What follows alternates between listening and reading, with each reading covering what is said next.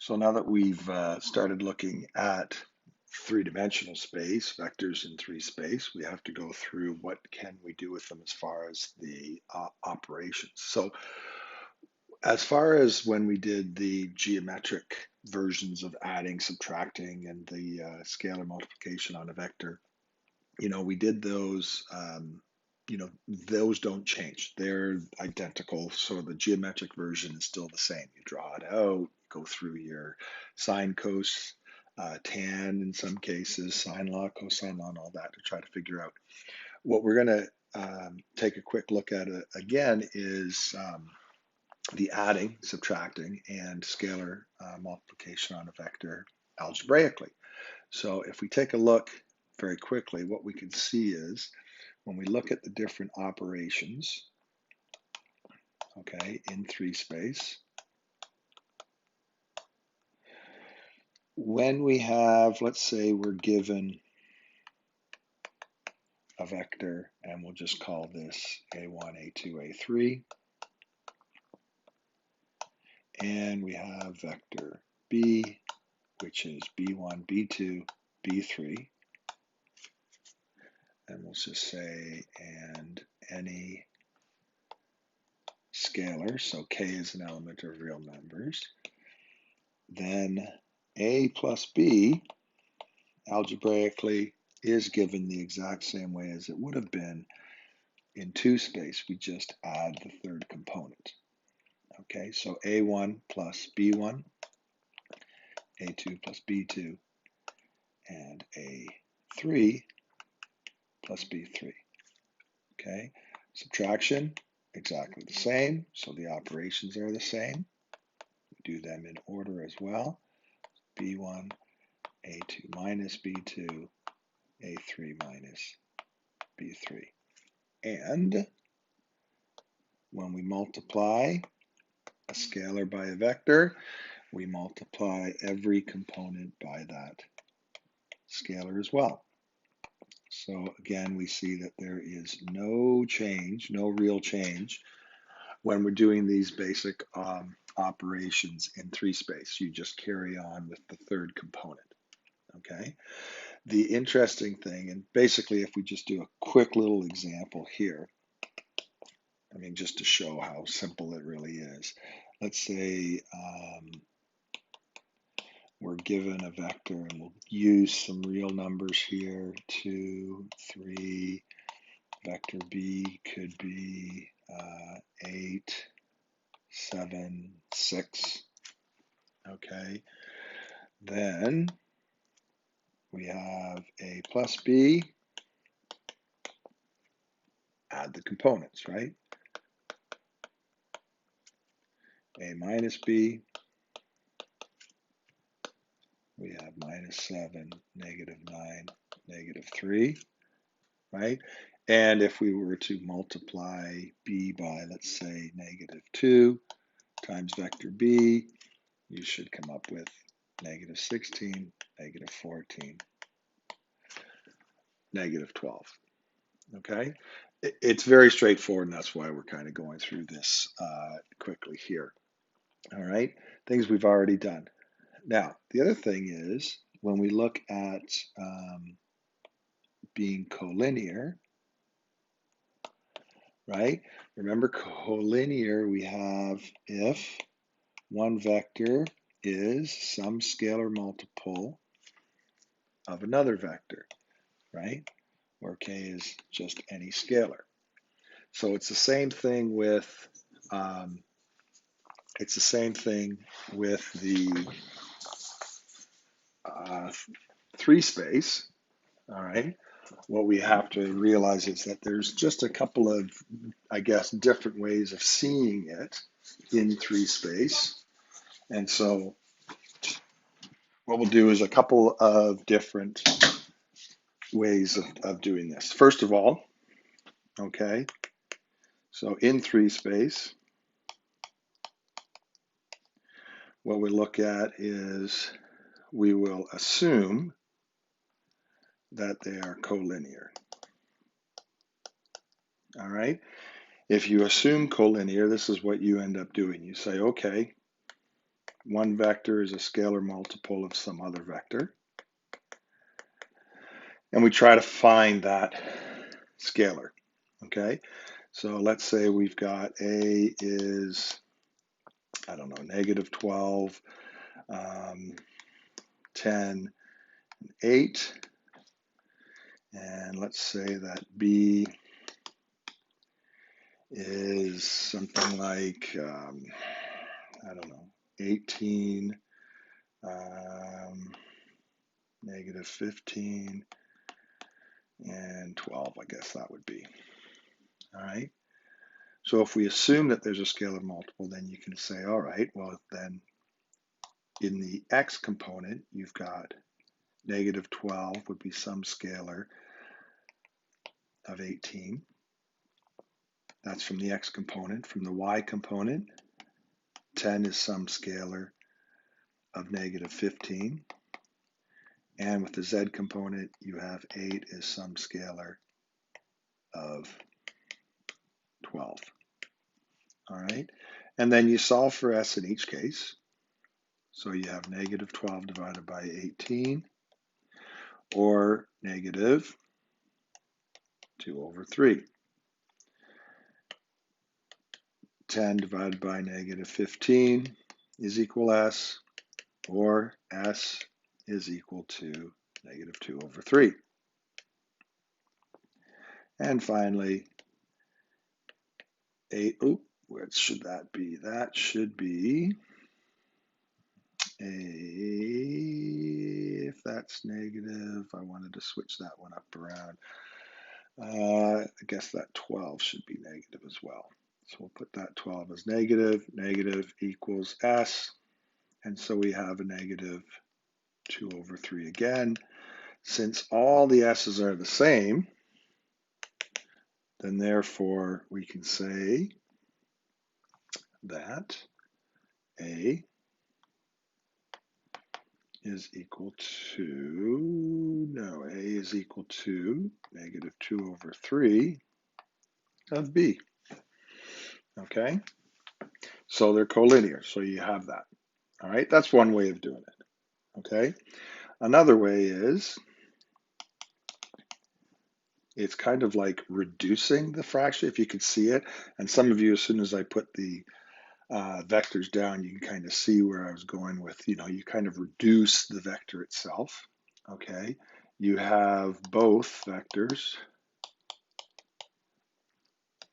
are scalar multiples of a third vector. Okay, so A, we can see, we can just say this is negative 2 times 6, negative 5, negative 4. All right, it's kind of like taking the common factor out. All right, and B would then be 3 times the 6, negative 5, negative 4. Oh, trying to get the negative 4 in there. All right, and so since A and B are scalars, are scalar multiples of the same vector,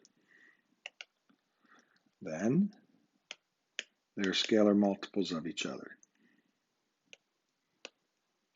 Okay, doesn't tell you what the scalar multiple is, gives you a good hint at what it could be, right, with the negative 2 and the 3 there. All right, but it does tell you if they're scalar multiples. The third way is similar to the first way, very similar, and basically it's just looking at the ratios of the components. Okay, so from the x component, all right, we've got the from the x's, we can see that we've got a negative 12 and an 18, so you just put negative 12 over 18, you do the ratios, and you've got that at negative 2 over 3, right? From the y's, you take a look, you've got 10 over negative 15, so 10 over negative 15, and again, negative 2 over 3. And then from the x's, you can, or sorry, from the z's, you can say the same thing, or if it's the same, 8 over negative 12. 8 over negative 12 gives you negative 2 over 3. So again, since they're all the same, all right, then you've got scalar multiples. Okay, so it's just different ways of taking a look at it. All right. In 3 space, we have something else that we can take a look at. All right, and it's a little different than what we did in 2 space. All right, and that is the a linear combination of vectors. All right, in 2 space, what we did is we could say any 2 non-collinear vectors can have a linear combination to come up with a third vector, right? So long as those 2 vectors are non-zero and non-collinear. Okay, you could do that in 2 space. Well, in 3 space, the issue is that you may not be on the same plane. In 2 space, there's only one plane to worry about. In 3 space, we have an infinite number of planes. Okay, so I've given this diagram here, and hopefully our brains can see that what I'm trying to do here is that the yellow plane, okay, is supposed to represent a plane where U, V, and W are on. They are coplanar, okay? And how it was formed was basically just taking any 2 non-collinear vectors, that would be U and V, all right, and you can get to a third that's on the plane itself. The yellow plane is not one of the major axes or one of the major planes. It's not the XY or the XZ or the ZY. All right, it's just somewhere in space. You can see that this is what we have in 3 space now, an infinite number of planes. All right, so the idea that 2 non-collinear, non-zero vectors can span a whole plane still works. You just get a unique plane from these 2 vectors, okay? Not just the same old one plane that we have, all right? So what we're going to do is we're going to look for the linear combination in 3 space, okay? So linear combination of vectors in 3 space, okay? I'm just going to add that in there, okay? In 3 space, all right? So this is given 2 non-collinear, non-zero vectors, and that would be, let's say we have U and V, and what I'm going to do is I'm just going to, let me see, get rid of this. I want to give you an example where they are, because there's a lot of examples where they're not. Okay, I just want to go down, and we'll use these specific examples there. Okay, so if there's this linear combination, all right, then we've already talked about it, but the official term is that they're coplanar, meaning that they're all on the same plane. Okay, so A is -1, 4, -7. B, I'm going to use U, V, and W. I'll just use the same vectors as what we're having here, and I'll probably slide it back and forth so I know that we're going to get one that will work, and then we'll do another one. Okay, so again, my memory's off. There we go, -1, 4, -7. We've got V. What was V in this case? 2, -3, and 5. And W will be the vector 5, 0, 1. Okay, just double check 5, 0. There we go. No -1. So here is the method to see that they are coplanar. All right. Number 1 you're going to assume that they are coplanar. Okay? Now, we assume they're coplanar, which means that we can set them up with this W. And what I'll do is, since we've already written it down at the start here, we're going to use the actual vectors themselves.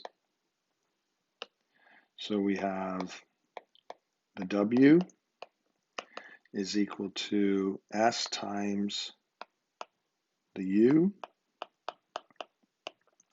plus T times the V, vector V. This is what we assume, okay? When we assume it, we can get three equations using the components. We have S, or 5 is equal to negative 1S plus 2T. The second equation from the Y's, 0 is equal to 4S minus 3T. And from the Z, we have negative 1 is equal to negative 7S plus 5T. Okay? This is all from assuming that they're coplanar. All right? Once we have this and we have the equations, the second thing we're going to do is we're going to solve for any two. Okay? Solve for any two. And then the third one is we're going to check with the third. All right? Check with the third equation. All right? We will get, for any two, if you take a look at it, there's two equations with two unknowns. That's a linear system right there. You know that there's going to be a solution to any two. It's the third one that has to fit. Okay, and that's why we have to do the check on these all the time. Okay, so let's just say, for example, I'm going to say from equation 1, I'm going to get positive S is equal to 2T minus 5. I'm going to sub the S into equation 2.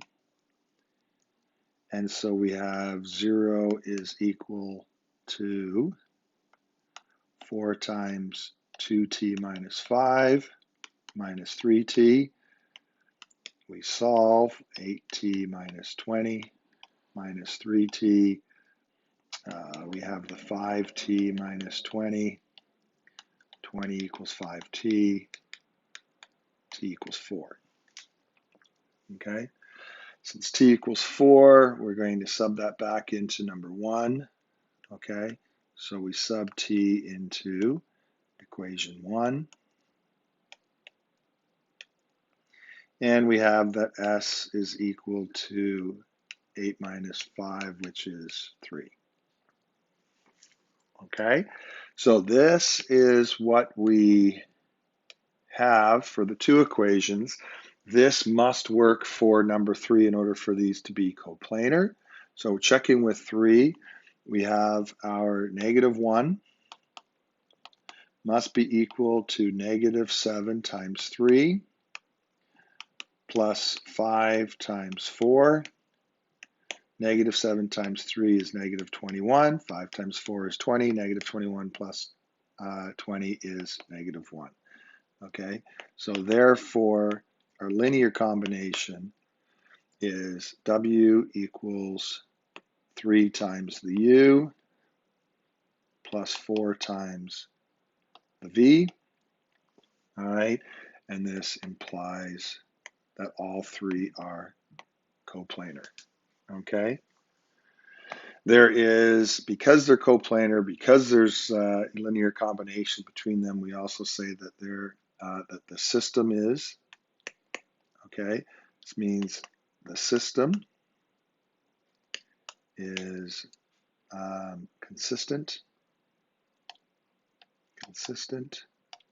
okay, there is a solution, it's consistent, there's a linear dependence, okay, and there is a linear dependence. all right, between the three vectors. Okay, the system is consistent. Linear dependence means that you have a linear combination, that they're all coplanar. Okay, so another term in that one. All right, what would happen now? Okay, so this is what it is if they're coplanar. All right, if they're not coplanar, and you could pick any three vectors, and you'll probably come up with ones that is not coplanar, all right, on your first try out, is that you will get a solution from any two. You'll get that. You can't find out at this point, we don't find out whether they're coplanar or not until we do the check, okay? And that's the idea. So what you can do is, I want you to take a look at this example, all right? And show the idea that they are not coplanar. Okay, so you could do this one on your own. All right, here's the definitions here of the linear dependence and independence. Okay, all right. Again, I mentioned through there if they're collinear in two space, if they're coplanar in three space, you have this linear dependence there. You have a linear combination, right? They are coplanar. All right, and after you do the example, you can take a look at these questions as well. Good luck.